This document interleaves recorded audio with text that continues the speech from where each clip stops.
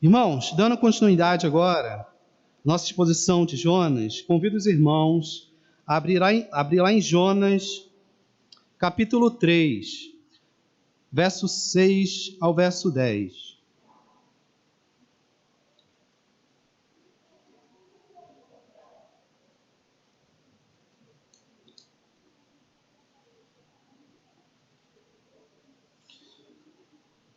Jonas capítulo 3, verso 6 ao verso 10, diz assim a palavra de Deus. Chegou essa notícia ao rei de Nínive. Ele levantou-se do seu trono, tirou de si as vestes reais, cobriu-se de pano de saco e assentou-se sobre cinza.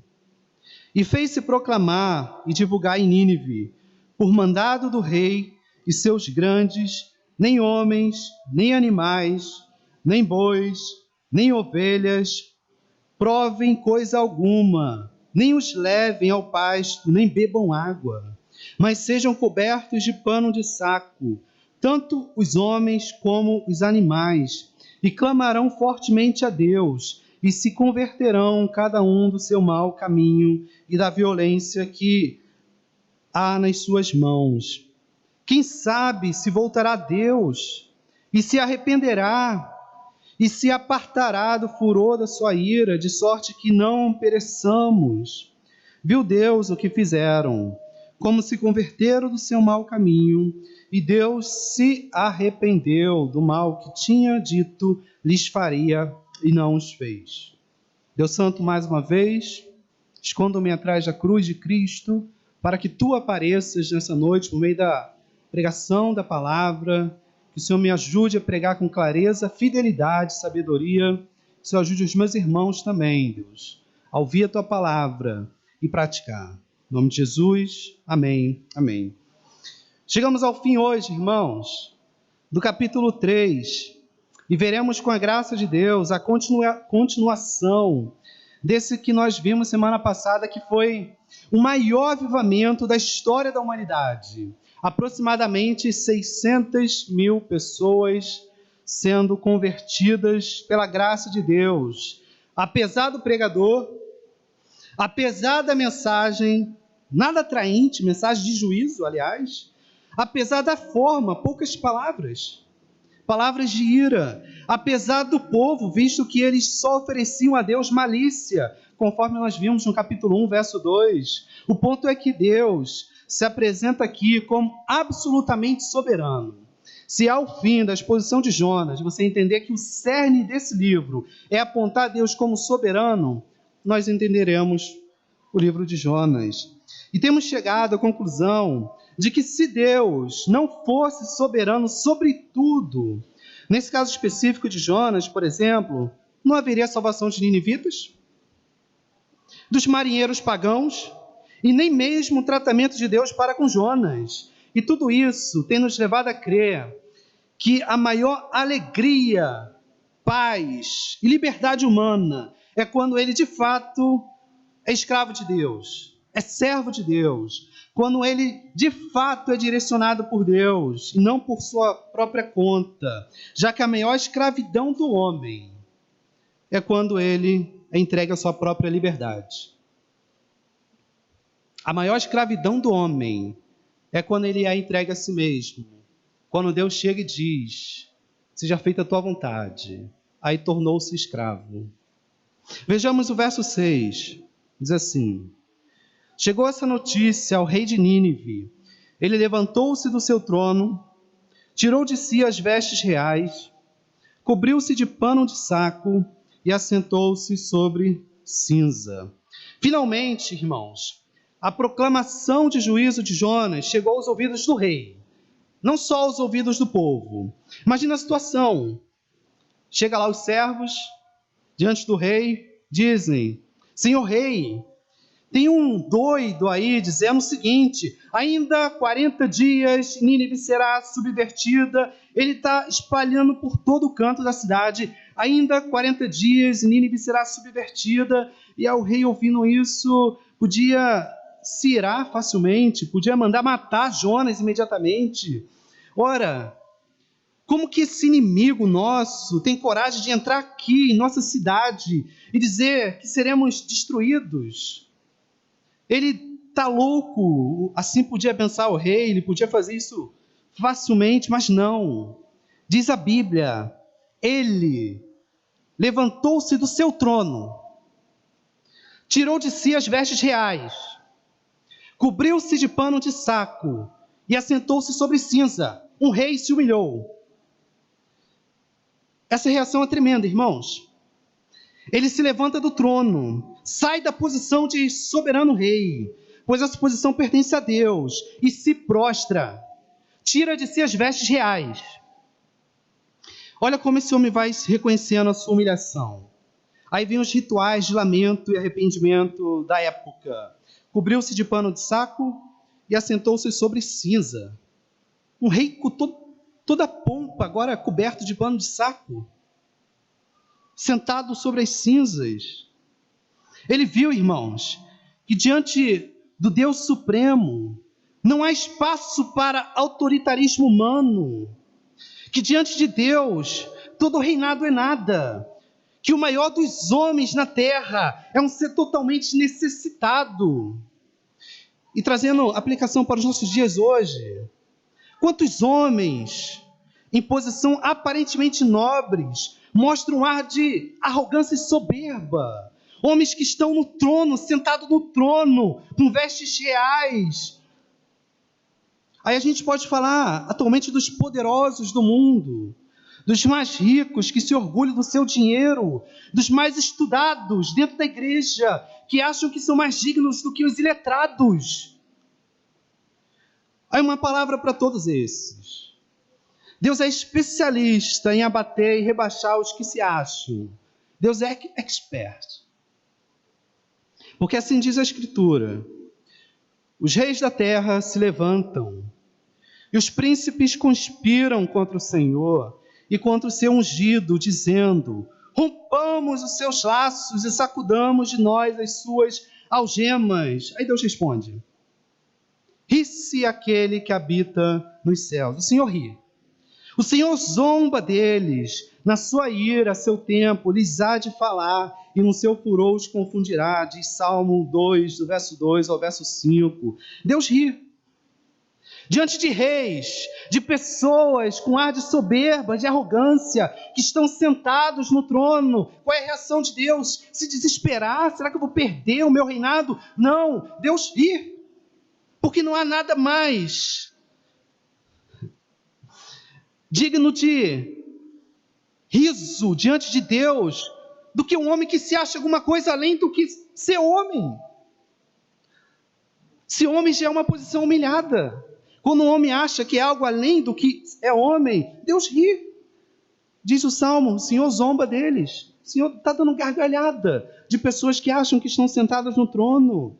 Assim, ainda diz a Escritura: Deus resiste aos soberbos, mas dá graça aos humildes. Tiago 4,6. Quem a si mesmo se exaltar será humilhado, e quem a si mesmo se humilhar será exaltado. Mateus 23,12. Certamente ele escarnece, Deus escarnece dos soberbos e escarnecedores, mas dá graça aos humildes. Provérbios 3:34. Esses são apenas poucos versos que mostram que Deus é especialista em colocar em seu devido lugar aquele que se acha sentado em algum trono. E o rei aqui saiu do seu trono. Saiu. Tirou as vestes reais. E juntamente com o povo, creu em Deus. Aí eu pergunto: quando tu sairás do seu trono?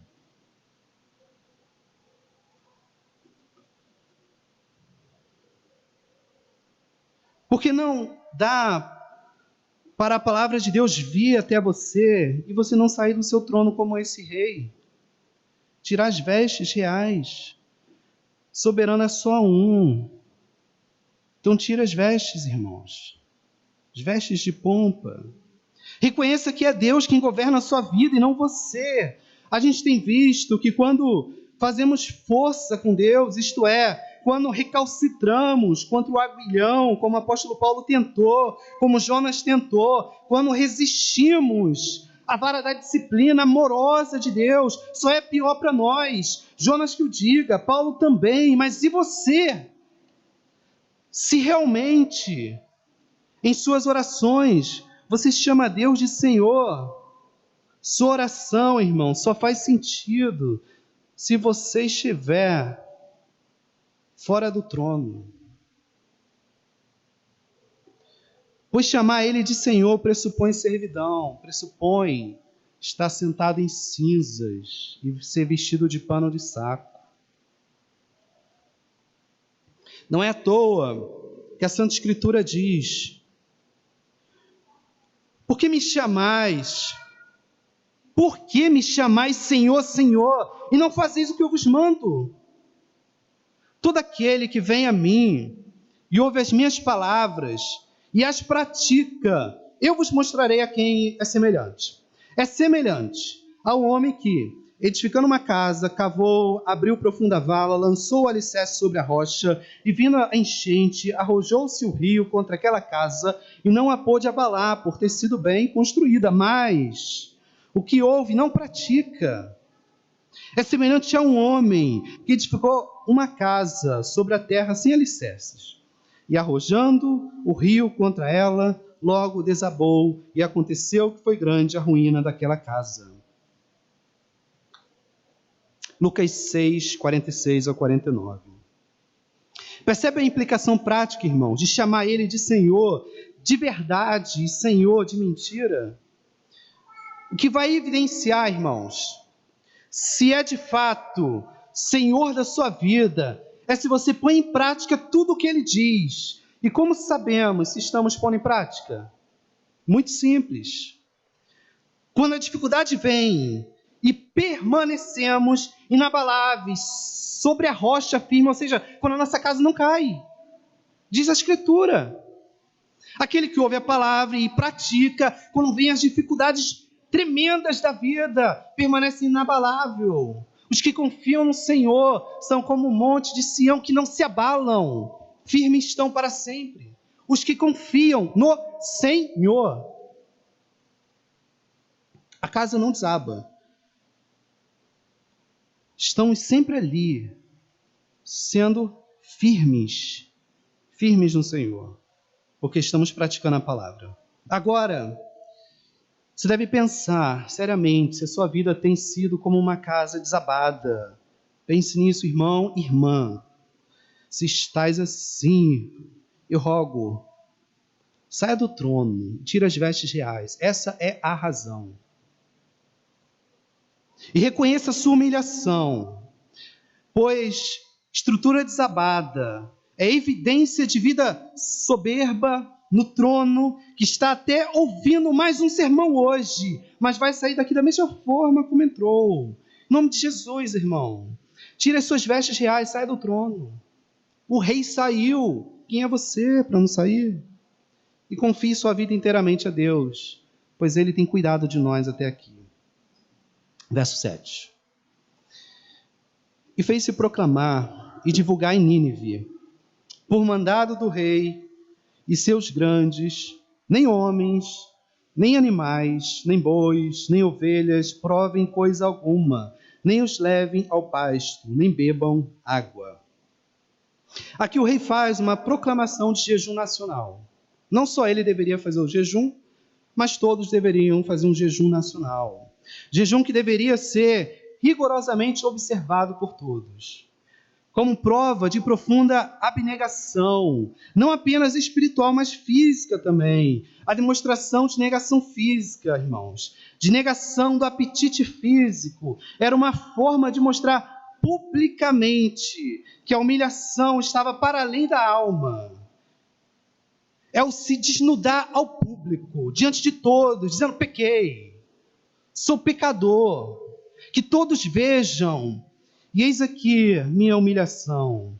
E era também uma forma de sacrifício a Deus, uma forma de pedir clemência e perdão. Bem, alguém poderia perguntar, indagar a partir disso: mas até os animais Por que os animais deveriam fazer jejum também?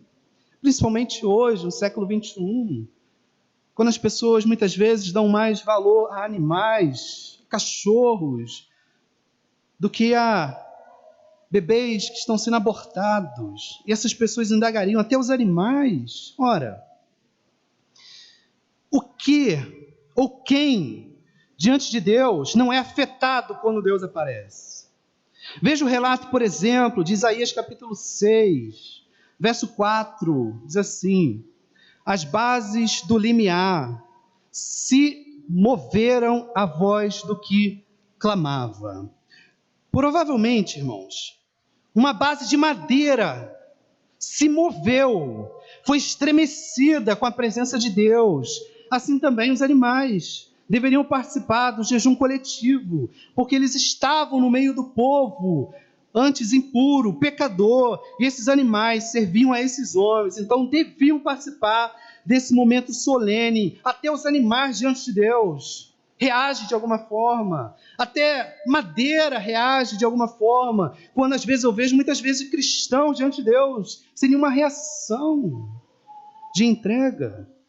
Irmãos, sabe o que me deixa mais pensativo? Não é a reação dos animais ou dos inanimados diante da presença de Deus, mas a não reação humana diante do encontro com o Senhor.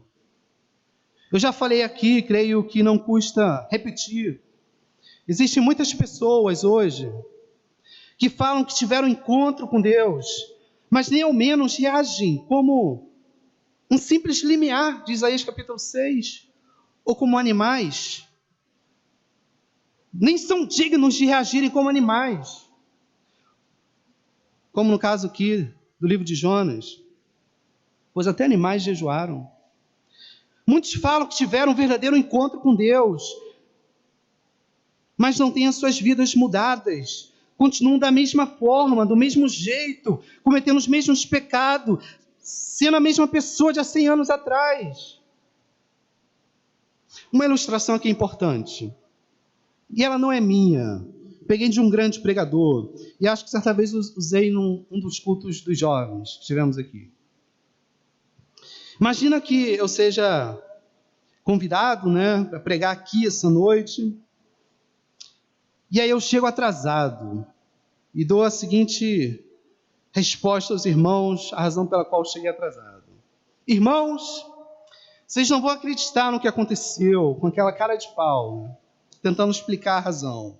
Saí de casa cedo, no devido horário, planejando chegar aqui cedo, mas no meio do caminho, o pneu do meu carro furou. Furou, como aconteceu hoje com a Kátia. Acontece isso. Aconteceu comigo também, por que não pode acontecer? Aí, eu desci rapidamente, fui trocar para não chegar atrasado, só que, enquanto eu estava ali do lado do meu carro, trocando o pneu, veio um caminhão, vocês não vão acreditar, de não sei quantas toneladas e passou por cima de mim. Mas, graças a Deus, eu cheguei aqui atrasado, mas cheguei. Eu termino de contar essa história e vejo a cara de vocês pensando: que mentira, hein? Cara de pau de contar essa mentira de púlpito ainda. E faz sentido vocês duvidarem do que eu falei, pois é praticamente impossível um ser humano, um homem, ser esmagado por um caminhão de não sei quantas toneladas e sair do mesmo jeito. Percebe onde eu quero chegar? Muitas pessoas contam esse absurdo no âmbito espiritual do encontro com Deus e a gente acredita. A gente não fica assustado como se eu tivesse contado isso aqui, e às vezes as pessoas ficam assustadas. A gente acha normal. Elas dizem que tiveram um encontro com um Deus infinitamente maior do que um caminhão e querem dizer que saíram ilesas. Da mesma forma, Jacó saiu mancando, irmãos. Isaías saiu acreditando que merecia o inferno. João caiu com o rosto em terra, porque não aguentava ficar em pé diante de Deus. Daniel também caiu de joelhos com o rosto em terra, e tantos outros. E realmente essa geração vai me convencer de que tiveram encontro com Deus, e esse encontro vai gerar pula-pula, piruetas, doidices, uma vida com os mesmos pecados. Não tiveram.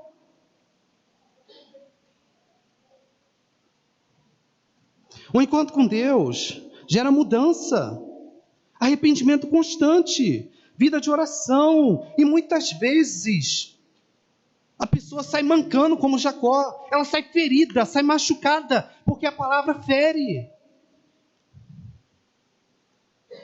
E aí a gente vai acreditar numa geração que fala, tive um encontro com Deus, e no dia seguinte está lá cometendo inúmeros pecados. Não teve. Porque quem tem encontro com Deus não sai da mesma forma. Primeiro é esmagado como um grande caminhão que esmaga uma pessoa, esmagado na sua soberba, e depois Deus vai lá e levanta a pessoa.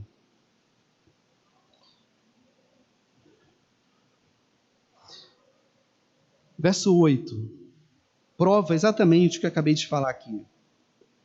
Diz assim: mas sejam cobertos de pano de saco, tanto os homens como os animais, e clamarão fortemente a Deus, e se converterão, cada um do seu mau caminho, e da violência que há nas suas mãos. Ou seja, o rei proclamou, acabou a violência.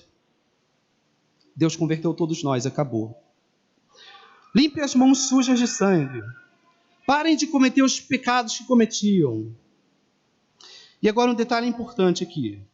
Embora o rei esteja, de fato, ditando as regras, por assim dizer, os subordinados não estavam ou fariam por obrigação, pois o texto narra que houve verdadeiro arrependimento de todos. Mais de 600 mil pessoas se converteram de fato. O rei, portanto, estava apenas mostrando exemplo, em primeiro lugar, de evidência de salvação e guiando o povo para uma verdadeira expressão de arrependimento. Em outras palavras, preste atenção, ele passou de rei maldito, sentado no trono, com vestes reais, para um pastor de uma igreja de 600 mil pessoas, que estava guiando o povo e mostrando, olha, nós fomos convertidos, mas temos que evidenciar, acabou a violência aqui entre nós, acabou o pecado que era cometido. Acabou.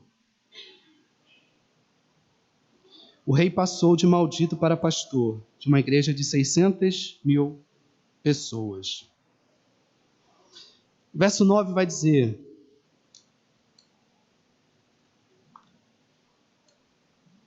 quem sabe se voltará a Deus e se arrependerá e se apartará do furor da sua ira, de sorte que não pereçamos. Veja a posição humilde do rei, irmãos. Ele reconhece que Deus não deve nada a eles, que Deus não é obrigado a salvá-los. Diferente do que muita gente pensa hoje, que Deus tem que salvar, o rei diz: quem sabe Deus tire a sua ira de nós, de sorte que não pereçamos. Então o rei diz a todos o que eles merecem.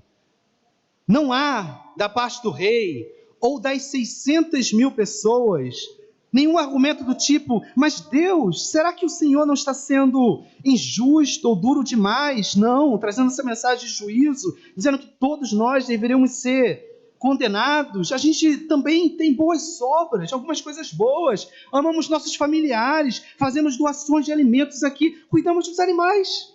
Olha só, não são coisas boas, Senhor? Sim, graças a mim, graças a Deus, que usa inclusive um ímpio para a prática do bem, usa inclusive uma mula para a pregação do evangelho. Mas ninguém se levantou com esse argumento moderno naquela época, irmãos. A palavra de ordem era: quem sabe Deus não nos puna merecidamente, mas se punir, Ele vai ser justíssimo. Mas olha que fantástico, irmãos. Eles estão pedindo perdão a Deus, pedindo misericórdia, clemência. mas mal sabem que a graça já os alcançou. O Espírito de Deus já operou no coração de toda a cidade. Aí você pergunta, como é que você sabe disso? Simples. Porque se reconheceram a sua humilhação, se reconheceram que eram dignos no inferno, é porque já foram regenerados, tiveram seus desejos e afeições mudadas. Agora conseguem reconhecer a Deus, agora conseguem pedir perdão, agora conseguem clamar por misericórdia, reconhecendo que seria justa a condenação se Deus não lhes desse a misericórdia. Só age assim, irmãos, quem é salvo já. Doutrinariamente falando, primeiro vem a regeneração, depois vem a fé. Primeiro Deus tira o coração de pedra e põe o coração de carne. Agora sim, com um novo coração, o homem livremente e voluntariamente crê em Deus. Os homens só se prostraram diante de Deus em pedido de perdão, em humilhação, porque Deus já os regenerou, já os transformou. E agora eles conseguem chegar diante de Deus e reconhecer: Senhor, quem sabe o Senhor não tenha misericórdia da gente? Porque se o Senhor não tiver, tudo bem, o Senhor será justo se eu for para o inferno. Só reconhece isso quem já foi salvo. Quem acha assim, não, eu deveria ir para o céu, que negócio é esse? De que eu deveria ir para o inferno é porque ainda não foi regenerado. O ponto aqui é o seguinte: assim como a liberdade do homem ímpio o faz ser escravo do pecado, a liberdade do homem regenerado o faz crer voluntariamente e livremente em Deus, com alegria no coração, porque ninguém é forçado a nada. O homem ímpio peca porque gosta e ama pecar. O homem regenerado crê em Deus porque agora pode amar a Deus, já que seu ódio por Deus foi tirado no ato do novo nascimento, que é a regeneração. Agora o homem ama a Deus de coração, livremente, voluntariamente. Finalmente, o verso 10 diz assim: viu Deus o que fizeram, como se converteram do seu mau caminho, e Deus se arrependeu do mal que tinha dito lhes faria e não os fez. Bem, então Deus mudou o coração daquele povo, todo o povo creu em Deus, e agora tem a tréplica de Deus. Diz assim: viu Deus o que fizeram. Deus reconheceu que eles de fato mudaram, porque converteram-se do seu mau caminho. E agora aparece, irmãos, uma palavra que já apareceu no verso 9, mas deixei para explicar agora aqui no verso 10. Deus se arrependeu do mal que tinha dito lhes faria e não os fez. Quem lê assim, sem fazer uma boa exegese, uma boa interpretação, vai dizer que Deus se arrepende. Quando a pessoa fala que Deus se arrepende, a pessoa acaba com a divindade de Deus. Acaba com a imutabilidade de Deus. Fala, Deus se arrependeu? Então Deus erra. Pois o ato de se arrepender significa que a pessoa antes planejou alguma coisa, depois viu, errei, me arrependi. E quando lemos assim, sem saber interpretar o texto, destruímos Deus completamente, porque dizemos, Deus se arrependeu, tá vendo? Como é que Deus muda? No caso em questão, Deus iria destruir o povo, mas o arrependimento do povo provocou em Deus um sentimento de arrependimento. E Deus mudou o que ia fazer, algumas pessoas dizem. Essa forma de ver o texto acaba com o atributo da imutabilidade de Deus. A Escritura diz que em Deus não há mudança nem sombra de variação. Tiago 1,17. Então Deus não muda, em primeiro lugar. O que Ele decretou vai acontecer, independente de você e de mim. Então, como interpretamos esse arrependimento de Deus? Precisamos recorrer rapidamente aqui a outras passagens da Escritura. Existem muitas, mas vou citar apenas duas, que estão no mesmo capítulo, inclusive. A primeira, 1 Samuel 15, 10, 11, diz assim: então veio a palavra do Senhor a Samuel, dizendo, arrependo-me. de haver constituído Saul rei, porquanto deixou de me seguir e não executou as minhas palavras. Agora 1 Samuel 15, mesmo capítulo, só que o verso 29, diz assim: também a glória de Israel não mente, nem se arrepende, porquanto não é homem para que se arrependa. Ora, parece que temos aqui um problema. No mesmo capítulo temos um verso que fala que Deus se arrependeu e o outro fala que Deus nunca se arrepende porque não é homem. E aí que mora o perigo, quando mentes perversas interpretam a Bíblia com seus desejos malignos e dizem que há contradição na Bíblia, dizem que a Bíblia é cheia de erros. Bem, qual é o significado então, irmãos? Precisamos entender aqui duas palavrinhas. Vou falar primeiro, peço que não se assuste, porque depois vou explicar. São elas: antropomorfismo e antropopatia. Antropo, homem, morfo, forma, daí temos morfologia, seja na área da medicina ou na área das letras. Então, antropomorfia é uma atribuição a Deus de formas humanas. Um exemplo claro, você já viu passagens como a de Êxodo 7:5, que diz assim: e os egípcios saberão que eu sou o Senhor quando estender a minha mão sobre o Egito e tirar os filhos de Israel do meio deles. Pergunto, Deus tem mão? É claro que não, Deus é espírito. Mas por que o texto diz que Deus tem mão? Antropomorfismo, irmão. Atribuir a Deus formas humanas. Por exemplo, os olhos do Senhor estão sobre os justos e os seus ouvidos atentam ao seu clamor. Olhos, ouvidos, Deus tem? Não. Antropomorfismo é uma forma de atribuir a Deus formas humanas. Agora, o que vai nos ajudar a entender realmente não é o antropomorfismo, mas é a outra palavrinha, a antropopatia.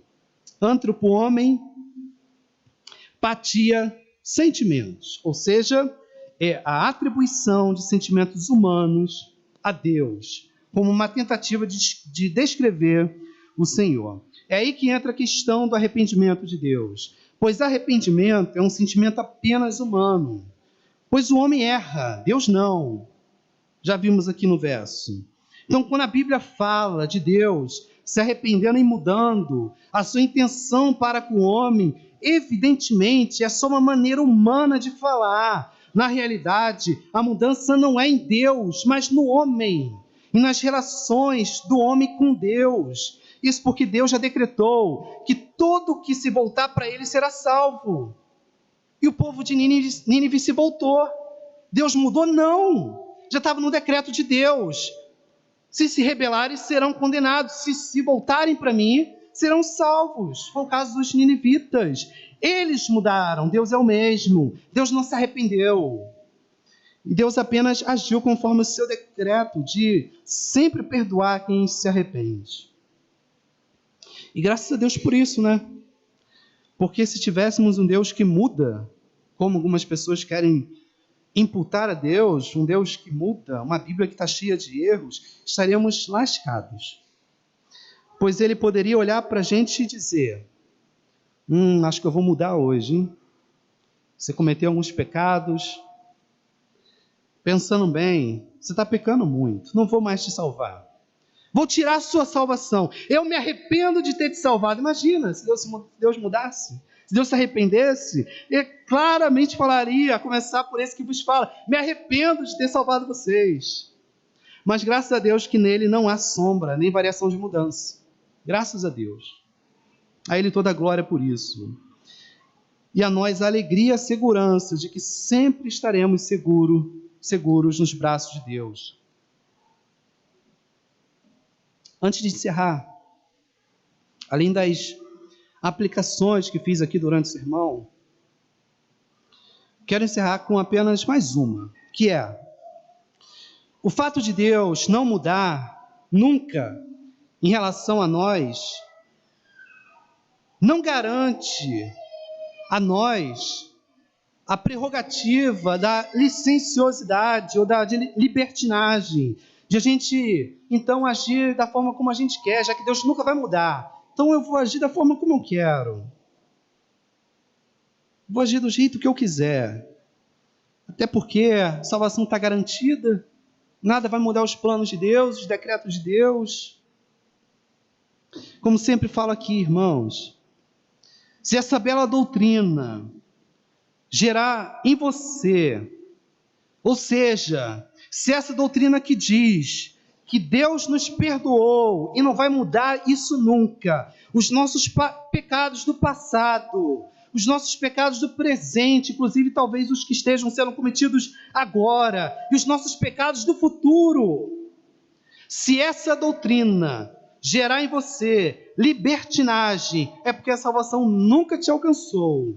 Saber que nada nos separa do amor de Deus, nem os nossos pecados do futuro, vai gerar no homem carnal, no joio no meio do trigo, num bode no meio das ovelhas, alegria por poder pecar à vontade. Que bom saber disso.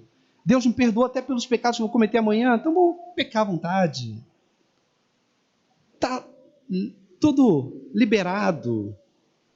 Entendeu nada do Evangelho, nem da grandiosa salvação. Porque no cristão vai gerar profundo sentimento de santidade. Saber que os meus pecados do futuro foram perdoados. De gratidão por meio de uma luta ainda maior contra o pecado. Pois esse amor visto dessa forma é tão grande que tem que gerar nos verdadeiros salvos obediência por amor. Amor a Deus. O não pecado não é porque se eu pecar eu perco a salvação. Não. O não pecado é porque Deus, como tu és maravilhoso, então eu vou lutar para não pecar, para me santificar cada vez mais. A nossa santificação, nossa obediência tem que ser por amor e não com aquele sentimento de se eu pecar, o Deus que muda vai se arrepender de ter me salvado. Não, não é assim, irmãos. Porque o amor de Deus é tão mais profundo quanto a gente imagina, que nos dá essa bela doutrina de que nada, absolutamente nada, nos separa do amor de Deus. Nada muda Deus. E isso nos dá não um descanso libertino, mas um descanso de alma e de paz. Um desejo profundo de cada vez mais se entregar a Deus. Se eu tenho um Deus tão poderoso assim, é nas mãos dele que eu quero que a minha vida esteja. É na mão dele. Que Deus te ajude, irmãos. Que Deus nos ajude. A Deus toda a glória. E ao Senhor pertence a salvação. Pelos séculos dos séculos. Oremos a Deus.